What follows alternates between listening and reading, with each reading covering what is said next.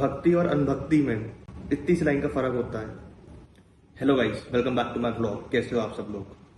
तो गाइस, आज हम लोग बात करेंगे सो कॉल्ड आईआईटी बाबा के बारे में। बोले थे ऐसे ही, मैं कुछ भी फेंकता रहता हूँ। सीरियस क्यों ले रहे हो तुम इतना? इनकी पूरी हिस्ट्री अभी मैंने देखी और आजकल ये बहुत फेमस भी हो रहे हैं इंडिया में। तो आईआईटी बाबा के अभय सिंह, जो कि हैं एक aerospace engineer from IIT Bombay. तो इनके बारे में अब क्या बोलूं मैं, मतलब ये तो एक ऐसी पर्सनालिटी है जो फेमस हो गई। ऐसी कितनी पर्सनालिटी हैं जो अभी तक मीडिया में आए ही नहीं है, एंड कितने लोग इनसे इन्फ्लुएंस होकर रखे हैं। चलो, आज का टॉपिक यही है, तो आईआईटी बाबा के बारे में बात करते हैं।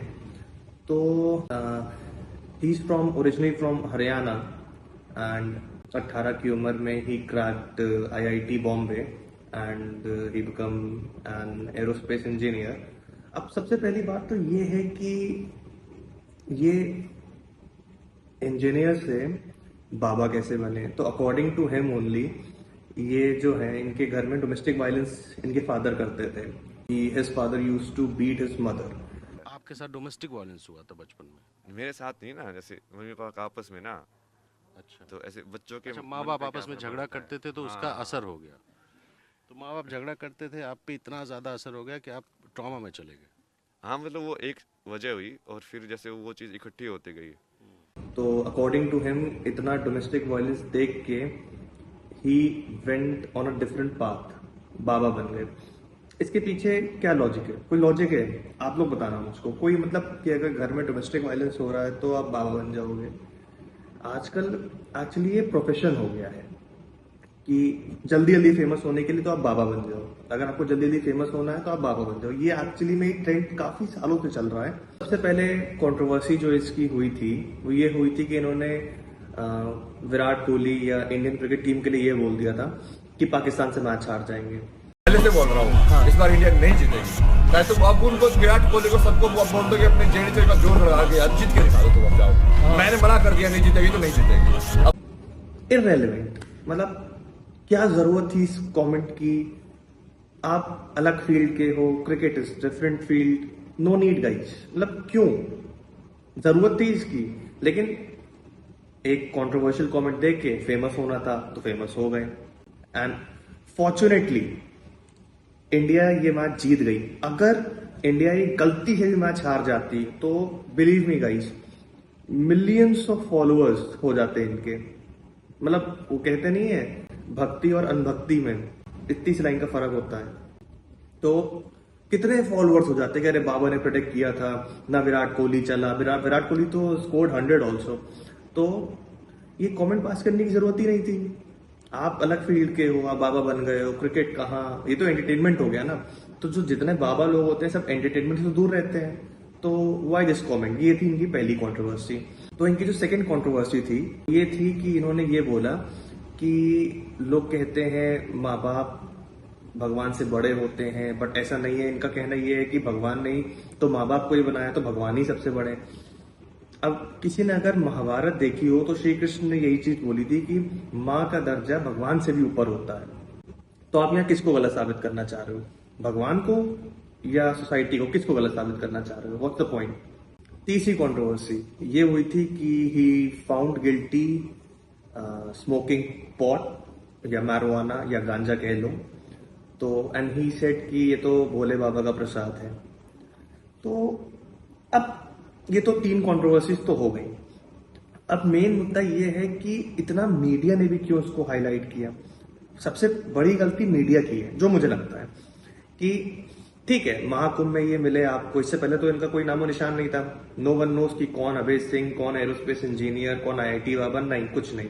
महाकुंभ में मिले, ठीक है। हाँ, ये जान के अच्छा लगा था कि कोई आईआईटी वाला है हु बिकम बाबा। मतलब उनका जो, अगर आप देखो इनकी फेमस होने की टेक्निक की, पहले दिन उन्होंने ये बोला था व्हेन ही गॉट फेमस कि इन दुनियादारी में कुछ नहीं रखा है, सब मोह माया है, इतना मैंने पढ़ लिया है, इतनी मैंने दुनिया देख ली, मैं यहाँ गया, मैं वहां गया, बट एंड में यही आना है।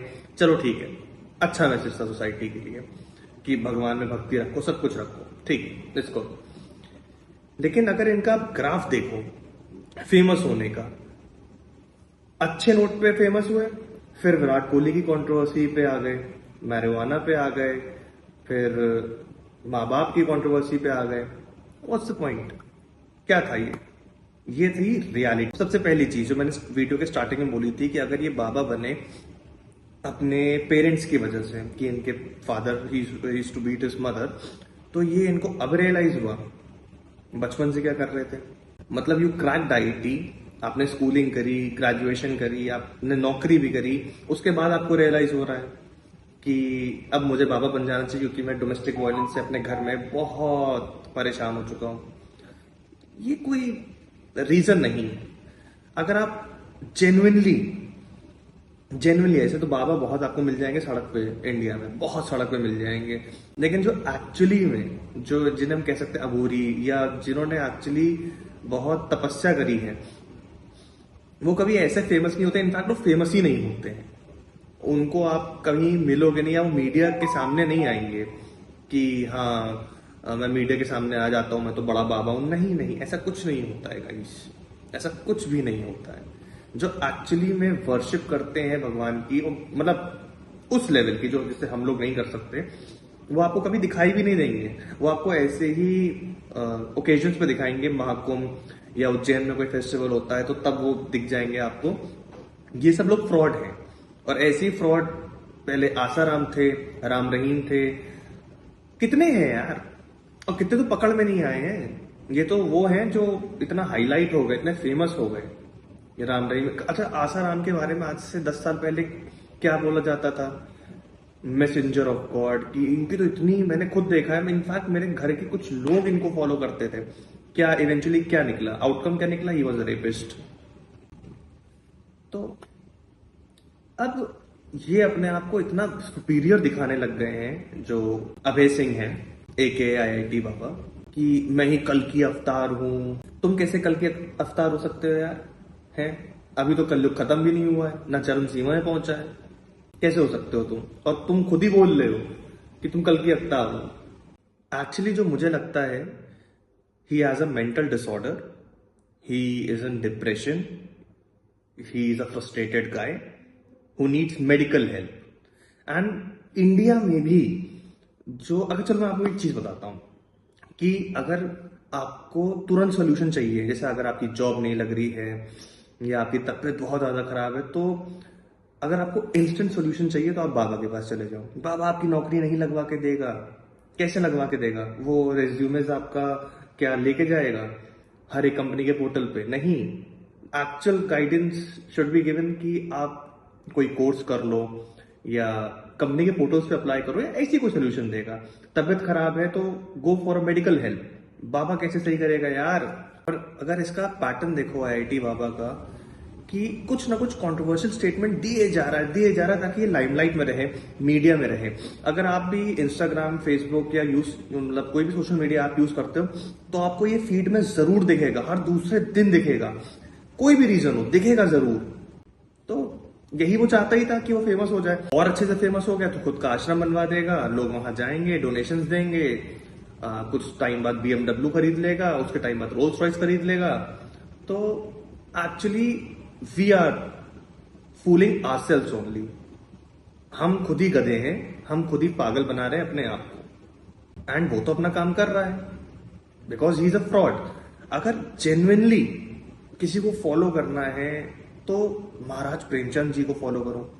उनके मुंह से तो कभी नहीं निकला कि वो भगवान है या भगवान के अवतार हैं, नहीं निकला ना यार। क्यों? उनकी तो इतनी अच्छी फैन फॉलोइंग है। विराट कोहली भी फॉलो करते हैं उनको, तो अनुष्का शर्मा, विराट कोहली 2 बार मिलने चले गए। हालांकि वो दोनों मिलने चले गए इसलिए उनको फॉलो करने की जरूरत नहीं है। अगर आप उनका पूरा रिकॉर्ड देखोगे या उनकी पूरी जर्नी देखोगे तो ही इज अ डिवोटी।